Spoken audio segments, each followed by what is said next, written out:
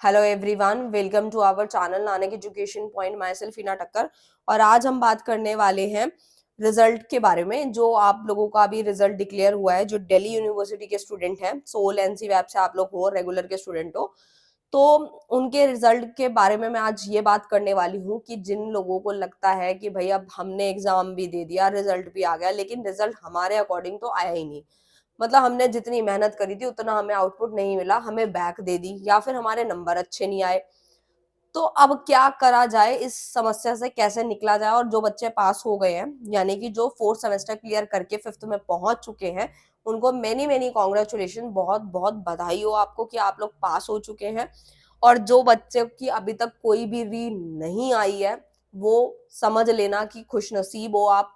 कहीं ना कहीं आपने दिल से मेहनत करी है। मैं ये नहीं कहना चाहती कि semester first second third fourth में अगर आप लोगों की बैक आई है तो आप जो है आपने मेहनत नहीं करी। हो सकता है कि आपने मेहनत की भी हो, या फिर आपने अच्छे से अटेम्प्ट ना किया हो क्वेश्चन, या फिर आपका एग्जाम छूट गया हो, क्लैश कर गया हो, कुछ भी हो सकता है। तो मैं वो नहीं कहना चाहती, बट ये कहना चाहती हूँ कि आप भी अब मेहनत करो। अगर आपकी बैक आई है, इन सारी चीजों का डिस्कशन करूंगे, और जो फिफ्थ सेमेस्टर में पहुंच गए उनके लिए भी बात करूंगी, और जिनकी बैक ऑलरेडी हर सेमेस्टर में लगी हुई है उनका क्या किया जाए। अब बहुत सारे बच्चों का ये प्रॉब्लम है कि उनकी, मान लो मैं बात करती हूँ, सबसे पहला पॉइंट ये है कि उनकी सब में बैक है। मतलब किसी ना किसी सब्जेक्ट में बैक लगी हुई है, और उन लोगों की 3.4 सीजीपी आसपास आ रही है, या फिर 4 पॉइंट समथिंग आ रही है, या 3.2 है, किसी की तो उससे भी कम है।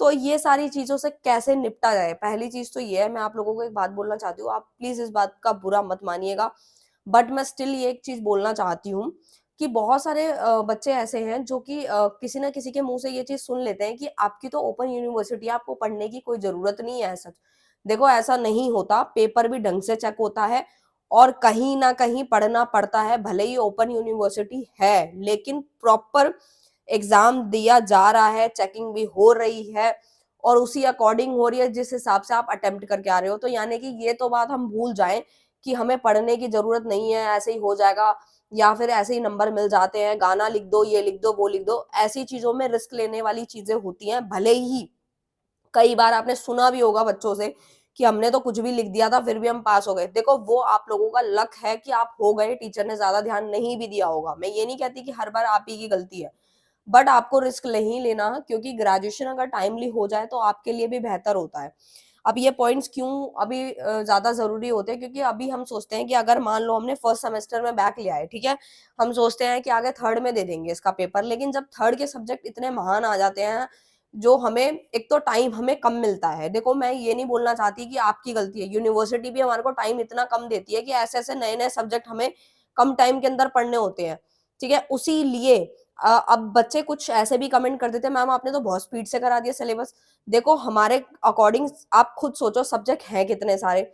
और मैं यही कहती हूँ कि जिस भी बच्चे को लगता है कि भाई ये जल्दी जल्दी हो गया और डिटेल में पढ़ना, तो आप कमेंट कीजिए, हम उसके लिए भी वीडियोस अलग से बनाएंगे। लेकिन सब्जेक्ट ही इतने सारे हैं, और अगर आपको लगता है कि और डिटेल में पढ़ना है तो आप हमारा पेड कोर्स ज्वाइन कर सकते हैं, उसमें काफी डिटेल में चीजें कराई जाती है। बट स्टिल बात यहाँ ये आती है कि जो हमारी ओपन यूनिवर्सिटी है, या सेमेस्टर का जो अभी चल गया है, उसमें टाइम बहुत कम है हमारे पास। ठीक है, पहले तो ये पूरा पूरा साल होता था पढ़ाई करने के लिए ड्यू के बच्चों के पास, अब नहीं है। तो इसमें आपका भी कोई कसूर नहीं है। यूनिवर्सिटी तो बस पूरा, जैसे कोई भी सब्जेक्ट है, कॉस्ट अकाउंटिंग दे दिया, कॉर्पोरेट दे दिया, फटाफट से 2 महीने में सिलेबस करना है हम लोगों को। तो हमें पता है कि हमें किस अकॉर्डिंग करना है।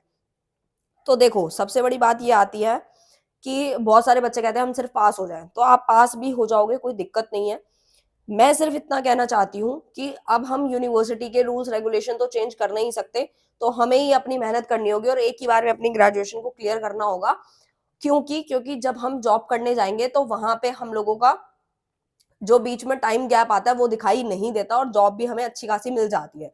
क्योंकि जब गैप आता है तो वहां पे क्वेश्चन अराइज होने शुरू हो जाते हैं। तो ये चीज हमें नहीं करनी है। लेकिन अगर अभी बैक आ चुकी है, फर्स्ट में भी मान लो फाइनेंशियल अकाउंटिंग में बैक लगी हुई है, सेकंड में भी किसी में आ गई, थर्ड में भी आ गई, कई बच्चों की तो क्या है, हिंदी इंग्लिश में भी आ रही है। अरे नहीं आनी चाहिए, बिल्कुल नहीं आनी चाहिए। और जो आप एग्जाम छोड़ रहे हो वो मत छोड़ो। एक ही सोल्यूशन बताती हूँ। सोल्यूशन क्या है, आप सोल्यूशन सुनिएगा। जिस बच्चे को लगता है कि एग्जाम दिया था दोबारा से, फर्स्ट का, सेकंड का, थर्ड का, और अभी तक लगता है, वैसे फर्स्ट सेकंड का तो दिया होगा आप लोगों ने, लेकिन आपको लगता है कि हाँ भाई इनमें से दोबारा देने पर भी क्लियर नहीं हुआ, तो अभी से मैं बता रही हूँ पढ़ना चालू कर दो, बहुत बड़ी बात है ये कि दोबारा से बैक आना। जिनका क्लियर हो गया बहुत अच्छी बात है, आगे बढ़ जाओ, आगे मेहनत करो क्योंकि सब्जेक्ट टफ आने वाले हैं। और मैं यही कहना चाहती हूँ कि ये वाले जो सब्जेक्ट में जो बैक आई है ना, उनके नोट्स बनाने शुरू कर दो। अगर टाइम नहीं है तो आप हमें कांटेक्ट कर सकते हैं, व्हाट्सएप करें, आपको मिल जाएंगे, डेफिनेटली मिल जाएंगे। लेकिन पढ़ना चालू कर दीजिए और वन शॉट पहले मत देखना, मैं यही बोलूंगी। जिन बच्चों की बैक आई है वो पहले दिन से वन शॉट ना देखें, क्योंकि प्लेलिस्ट पहले देखो, एक एक टॉपिक करो, एक दिन में भले ही एक टॉपिक करो लेकिन अच्छे से करो। ये नहीं है कि कोई स्पीड भगानी है, प्लेलिस्ट में जाओ, एक चैप्टर उठाओ, वो करो। फिर प्रैक्टिस के लिए हमने टेलीग्राम पर, किस पे, टेलीग्राम पे कुछ क्वेश्चंस अपलोड किए हैं प्रैक्टिकल के, वो प्रैक्टिस करो डेली बेसिस पे, स्पीड बनाओ, टाइम चेक करो कि किस अकॉर्डिंग हम क्वेश्चन सेट कर पा रहे हैं, मतलब कितनी देर लग रही है हमें क्वेश्चन करने में। ठीक है, ये सारी चीजें करनी है आप लोगों को, तो आप लोगों की डेफिनेटली बैक जो है वो क्लियर हो जाएगी, फिर दोबारा नहीं आएगी। अगर आप चाहते हो कि हाँ भाई ये तो क्लियर हो चुके हैं, आगे बढ़ना है, आगे अच्छे से तैयारी करनी है, तो आपका आ गया 5th सेमेस्टर। उसमें कैसे तैयारी करनी है, जो आपके कोर सब्जेक्ट है मेन वाले, वो कौन कौन से, एक तो बिजनेस इकोनॉमिक्स है, एक आपका इनकम टैक्स है, और तीसरा आपका है मैनेजमेंट अकाउंटिंग। देखो मैनेजमेंट अकाउंटिंग के हम लोग प्लेलिस्ट स्टार्ट कर चुके हैं, वीडियो भी बन रही है, और कोशिश है कि जल्दी से जल्दी इसको करा दिया जाए। इनकम टैक्स जो है वो काफी हद तक हो चुका है, मैंने कई बार बताया, फिर बता रही हूँ कि इनकम टैक्स जो है उसे काफी सारे चैप्टर करा दिए, जो रह गए वो जल्दी जल्दी होके वन शॉट आ जाएगा। बिजनेस इकोनॉमिक्स जो है उसके इंपॉर्टेंट क्वेश्चंस भी मैं प्रोवाइड करने वाली हूँ जल्दी से जल्दी, हो सकता है नेक्स्ट वीक में मैं आपको प्रोवाइड कर दूंगी। बाकी इन दोनों के मैंने इंपॉर्टेंट क्वेश्चन थ्योरी प्रैक्टिकल दोनों दे दिया, पढ़ना अभी से चालू कर दें, बिल्कुल रिस्क नहीं लेना, क्योंकि ये तीनों सब्जेक्ट पे पूरा कमांड देनी है। और मैं फिर बता रही हूँ, ये दोनों इनकम टैक्स मैनेजमेंट तो फिर भी हो जाएगी, लेकिन दिक्कत जो आएगी, री जो आती है सबसे ज्यादा, वो आती है बिजनेस इकोनॉमिक्स में। उसको लाइटली मत लेना, पढ़ना बिल्कुल चालू कर देना है। मैं कोशिश करती हूँ कि जल्दी जल्दी इसकी वीडियोस आप लोगों तक पहुंचा दूं। सब्जेक्ट इतने सारे हैं, थोड़ा सा शेड्यूल बिजी होता है, पर कोशिश करेंगे कि जल्दी जल्दी आपको सारा सिलेबस हम लोग करवा दें।